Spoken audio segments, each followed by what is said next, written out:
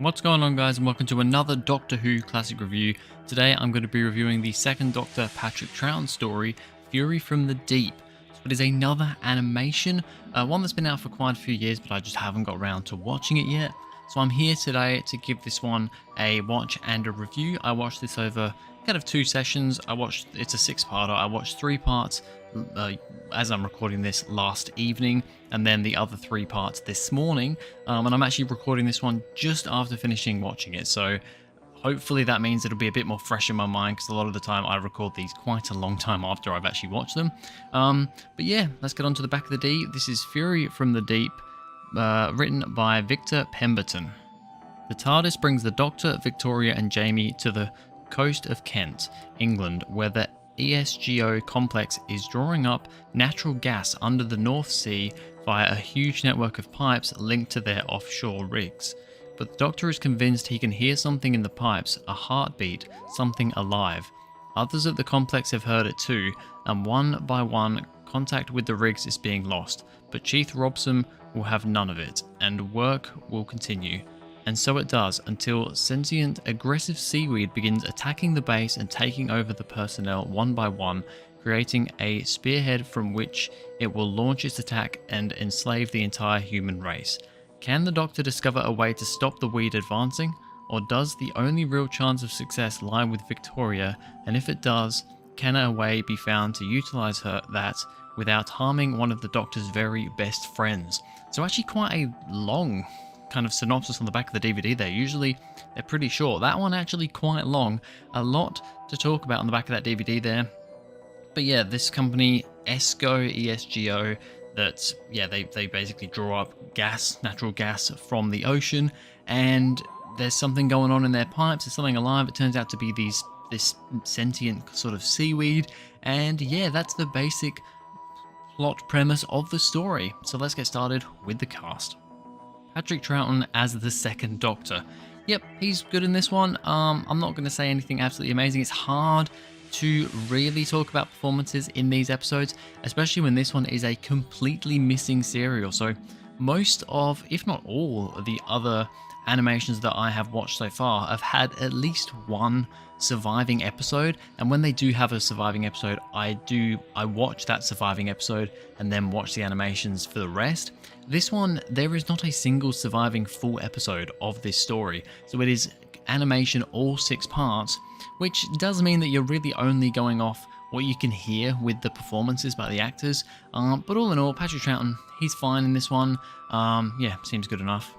Fraser Hines as Jamie McCrimmon, also perfectly fine. I mean, I've said this plenty of times, I love Jamie. He's one of my favourite classic companions, and yeah, he's really good in this one. Once again, it's not an absolute standout performance here, but he's fine. And Deborah Watling as Victoria Waterfield. This is actually her final episode. I'll be honest, not the biggest fan. It's been a little while since I last watched a Victoria story.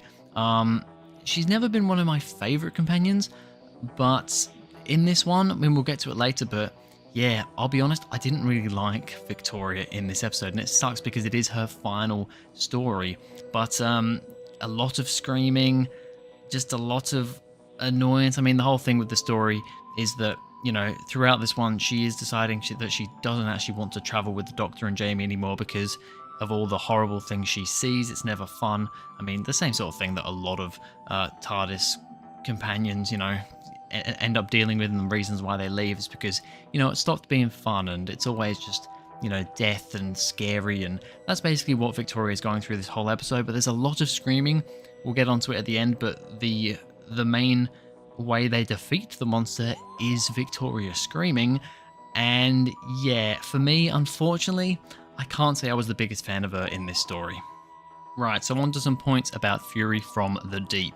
First use of the sonic screwdriver that actually undoes screws. So yeah, this is the first ever time, I believe, in Doctor Who that we get to see the sonic screwdriver. The first ever time it's appeared, the Doctor, you know, mentions it, says, oh, this is a sonic screwdriver, it works off sonic waves and blah, blah, blah. So it's the first ever time we see the sonic screwdriver, which is pretty cool. The fact that it you know, debuts in such a I don't know, not particularly well regarded story, not a story that you really think a lot about or you hear a lot about, but this is the first appearance of it, and yeah, it is actually used to undo screws, so, not a lot. It's literally a screwdriver. It is literally a sonic screwdriver in this episode. It would only be later on that it would be used to do all other sorts of things that you wouldn't actually do with a normal screwdriver, but it was very cool to see it for the first time here. A gas pipe that seems to have something blocked inside it. So the doctor opens up this gas pipe with the sonic screwdriver, and yeah, here's kind of what sounds like a heartbeat coming from within this pipe, and figures there's something not right here. There must be something blocked in this pipe, and that is the premise for the entire story.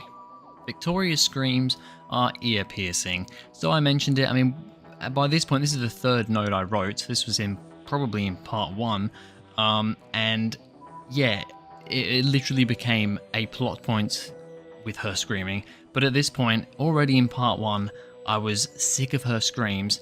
They were so ear-piercing in this story. I can't really remember how... I think Victoria was quite a screamy companion. She was one of those sort of companions, which, I'll be honest, I'm not a big fan of those screamy companions like Victoria, Susan, Mel, those companions that just scream all the time. I'm more into your Sarah Janes, your Joes, your Leelas, the not super screamy companions.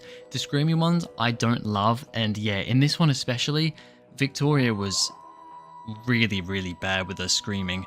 And I don't know if it's something to do with the sound mix or the fact that it is, it's a record. It's not the proper, the proper version of this. It's just kind of a recording of the audio or whatever, and it just really ear-piercing screeches that honestly was really hurting my ears. There's a seaweed creature in the pipes. So once we find out what is actually in these pipes, it turns out right at the start we find seaweed lying around.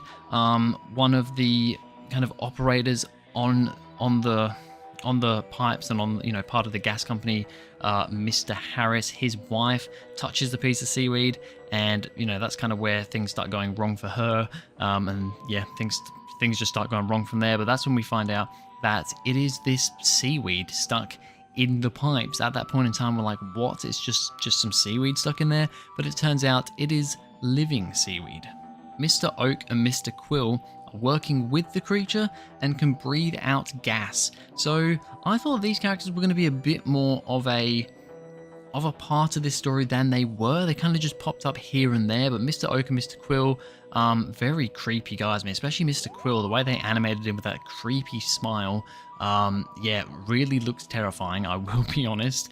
And yeah, they ended up being the ones that kind of went over to Miss Harris, Maggie, I think her name was, and they breathed out gas to knock her out, and then she was kind of becoming one of the seaweed creatures after that, because she touched the seaweed and that was making her really sick. And yeah, these two characters, I mean, Mr. Quill was completely silent, and Mr. Oak did a little bit of talking here and there. They were really just two creepy guys, and every now and again just popped up and caused a bit of chaos. The Doctor doing lab experiments in the TARDIS. I really like this bit, actually.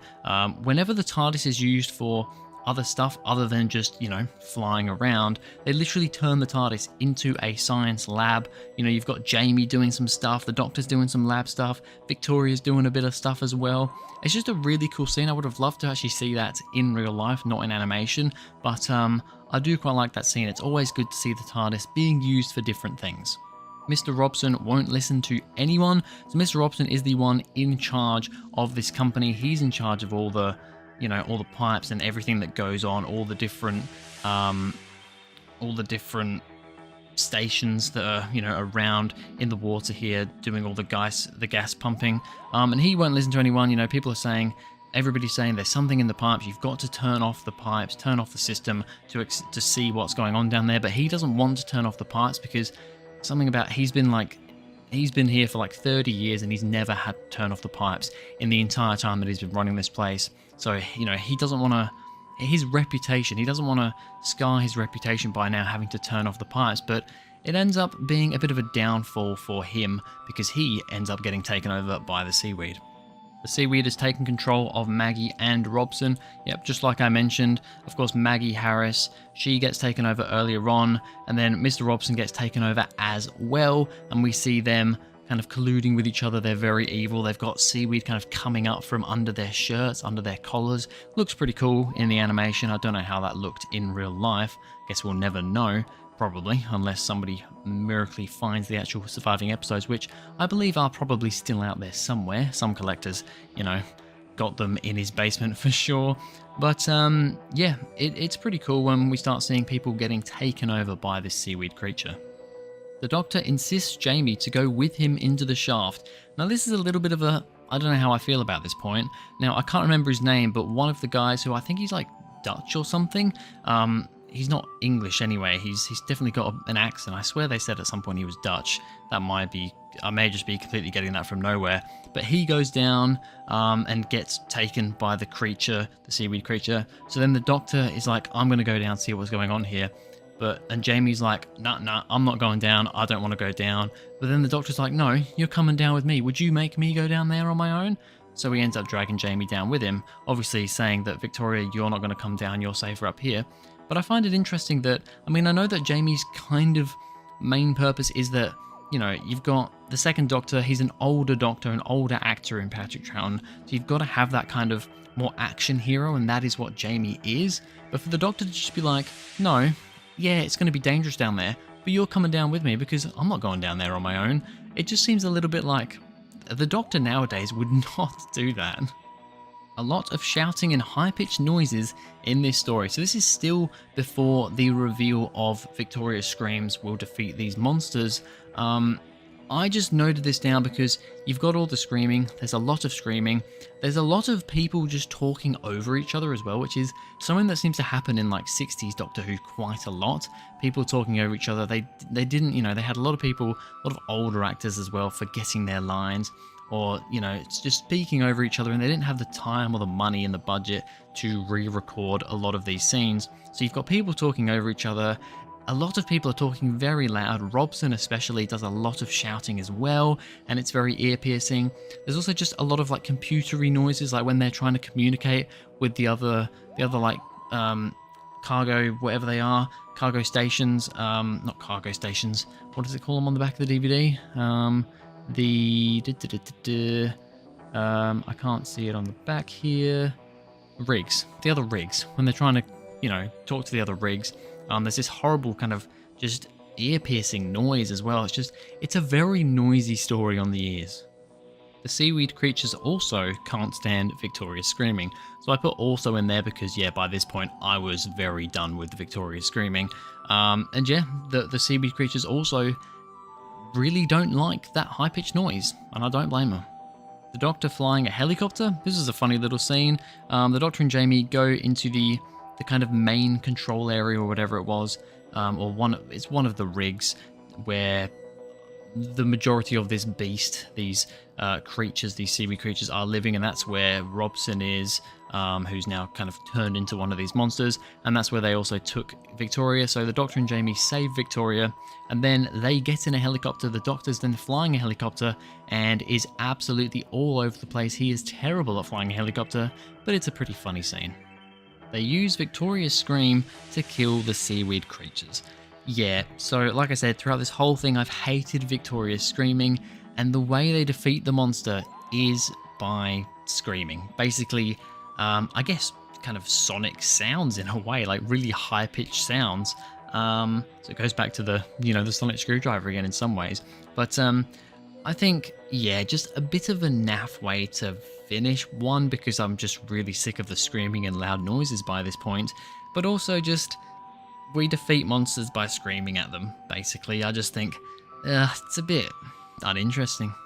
Victoria stays behind and leaves the Doctor and Jamie. So like I mentioned, this is Victoria's final story. She stays behind. She's not in Victorian times where she, originated from. She's much further in the future from her original timeline. But she decides to stay behind because she's got no family or anything back in her time anyway. So she doesn't want to travel with the Doctor anymore. So she stays behind. She actually ends up living with Mr. and Mrs. Harris for a little while. They will look after her for a while. But yeah, it is Victoria's final story, and like I said, in a lot of ways, not the. I mean, in some, it's nice that she kind of had.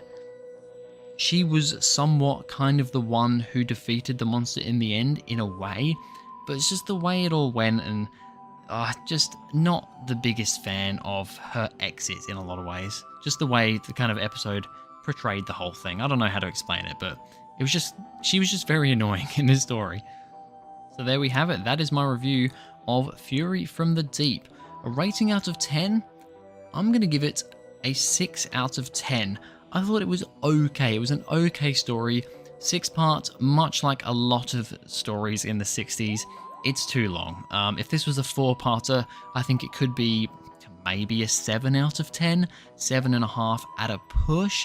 But with all the screaming and just general annoyance in there, it's also like you've not got a proper villain in this story. It is just a creature, and for the majority of it, it is just seaweedy tentacles, things kind of grabbing people and, you know, flailing around. Only really right at the end do you actually get, you know, Robson talking through, kind of the creature talking through Robson in a way.